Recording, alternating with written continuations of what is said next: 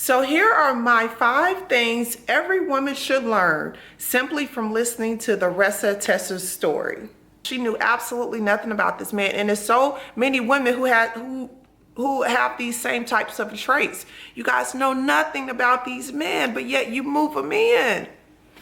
You give them access to your everything, to your car, your house, your kids, your family, your bank accounts. Pause. Relax.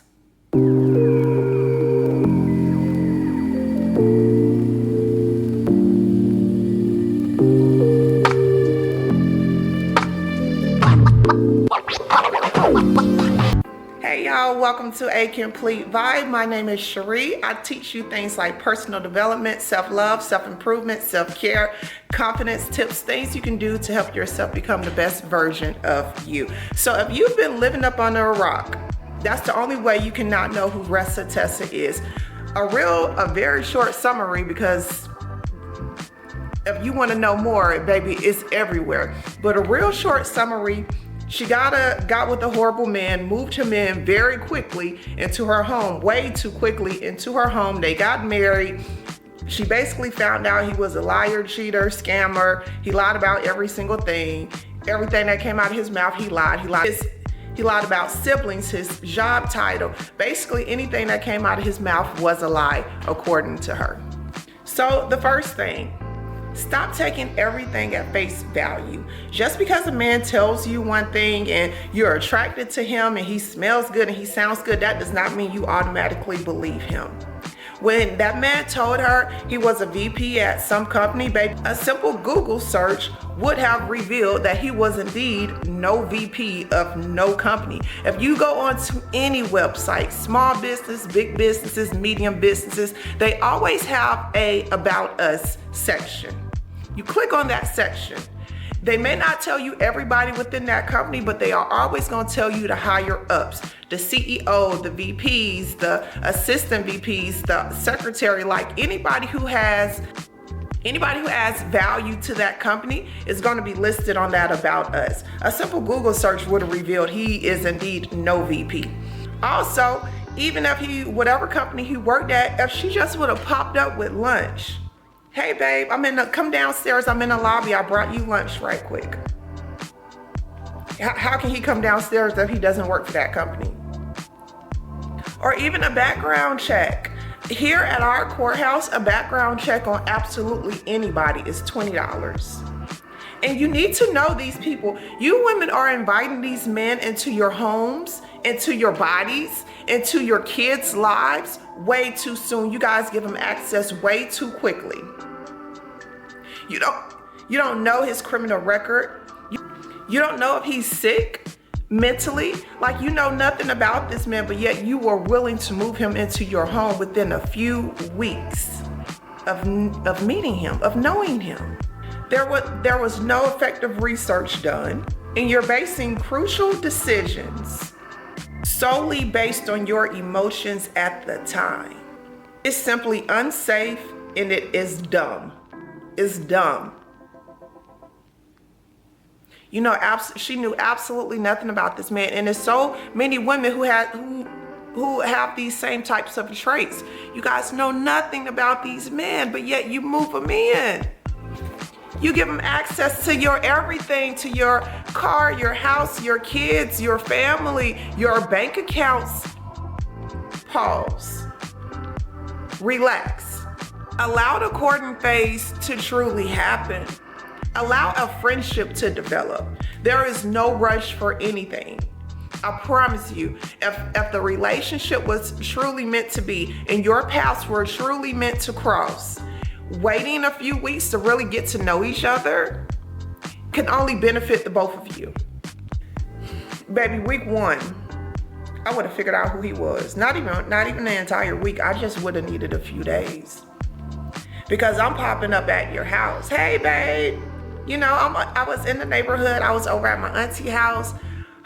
Something's going on with her toilet and it wasn't working. Do you mind if I come in for one quick second and use the restroom?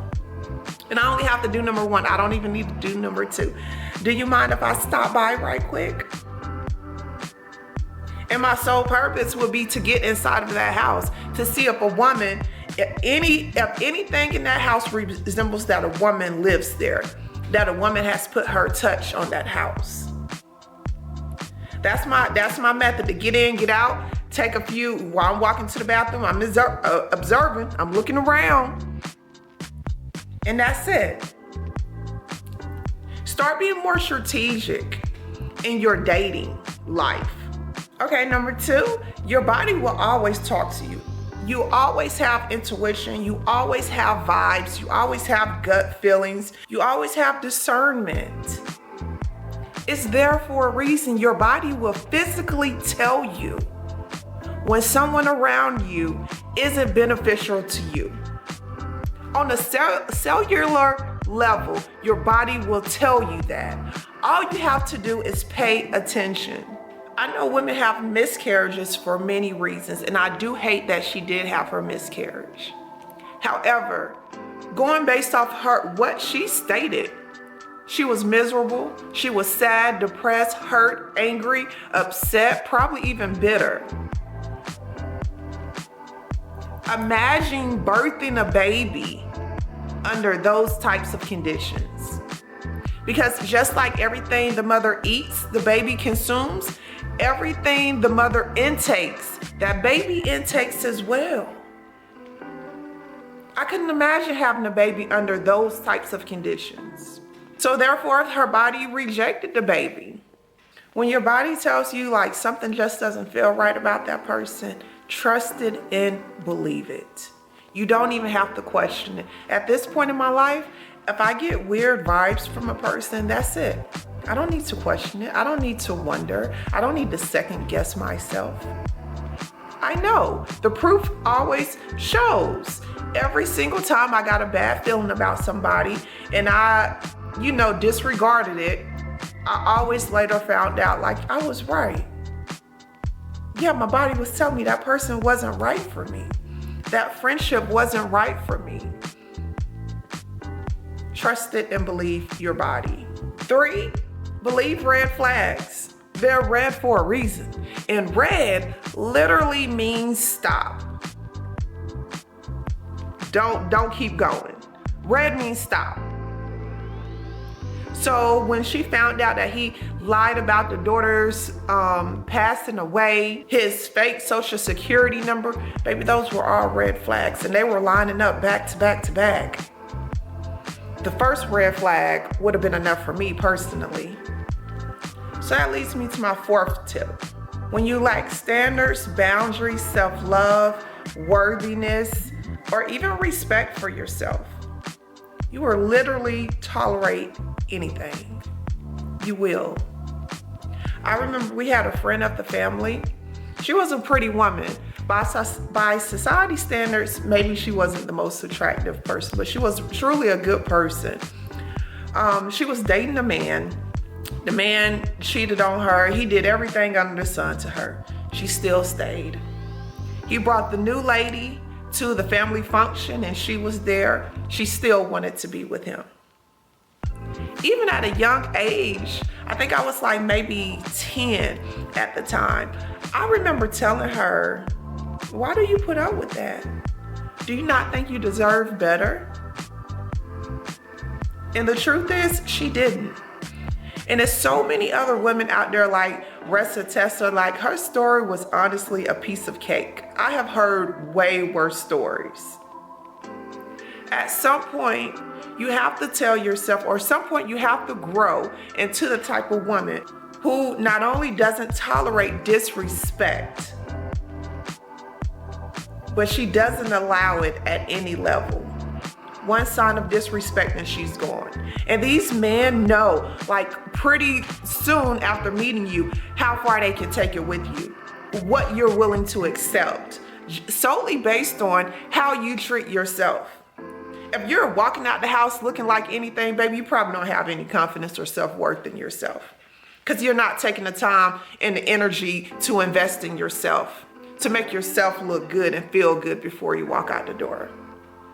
If you allow people around you to simply walk over you and borrow money and use you for this and use you for that, and you just take it, he sees, yeah, she'll let me do anything. I can abuse her. I can take everything I want from her, and she's gonna be with it. She's gonna allow it. And if you think men don't observe things like that, you're crazy. Because so often, I have heard men tell me directly, I know I can't play with you. Matter of fact, one of the best relationships I've ever been in, he has since been murdered, but he told me from the jump, when we first met, I was like, yeah, I'm interested. I want to see, we can be together. I want to really get to know you. That man told me, I can't do it. Because you're too good of a woman, I can't play with you. He was like, baby, I got about 6, 7, 8 girlfriends, and I can't add you to the roster. You're something special. You're something different from the rest. And I can't play with you like that. And I was like, cool. Thank you. Thank you for being honest. Maybe about 7 years later, our paths matched up again, and baby, he was ready that second go round. And he turned out to be an amazing boyfriend. But just the simple fact, when he first met me, he was like, no, I can't play with you. You're not average. I can't do you how I'm doing the rest of these women. That showed me right there, okay, I must be doing something right. I must be taking care of myself or holding myself in such a regard. When a man comes in my presence, he knows what type of woman I am from the jump. He knows he can't do certain things with me that other women may allow him to get away with. Why? Because the standard is set for myself. And he picked up on that. Set you some standards. Implement some boundaries in your life and stick to them. You will always be your most important priority. Your mental health matters. The people you have around you matter. Because even her friends, she's telling this story and I'm wondering, like, girl, where are your friends at? Where are your people at? Nobody stopped and said, well, hey, these dots aren't connecting. Hey, you deserve better than this receiving. Hey, you've only been with him for 1 month and you've already caught him in 20 plus lies. Baby, what's wrong with you? Like, she couldn't have been my friend because I would have checked her. That's why it's so very important on the company you keep. Have people around you who hold you accountable. Have people around you who don't play about you. Have people who will get up in your tail whenever they need to. Hold yourself to a higher standard. And last but not least, tip number 5, baby, your testimony will take you places you never dreamed of. Sometimes you just need to sit back and brag on God for a minute and recognize what you were able to go through and get through. We've all been in relationships that we were in there for too long. Maybe we spent a year too long. Maybe we spent a month too long. Maybe we spent a day too long. We've all been there. But if God is able to bring you out of a situation, baby, share your testimony, because you never know where that testimony can lead you. I don't know if this is true. They're saying like she's done made $86,000+. She has Hyundai and BMW in her inbox trying to give her cars. Like, she has all these companies in her comments, Adidas and Apple. Like, all of these companies are trying to get her attention simply because she shared her story of who the F did I marry. The title really should have been, why did I allow and entertain an unworthy man to stay in my life, to come into my life, not even stay, to come into my life? Because week 1, why did you not have him figured out? Why did you not understand that, baby, he is just a dusty? And simply because he's coming in paying a bill or two here and there, that doesn't neglect from the fact that he's a liar. that his words and his actions are not meeting up, and that's a problem. Because for any man, baby, your word is your bond. What you say goes. What you say should always be your truth. Even if situations arise, things occur, whatever you say should happen. Whatever you say should be. Your word is everything as a man. Your name and how people, when people hear your name, how they view you and they think, oh, you know, that's a great guy.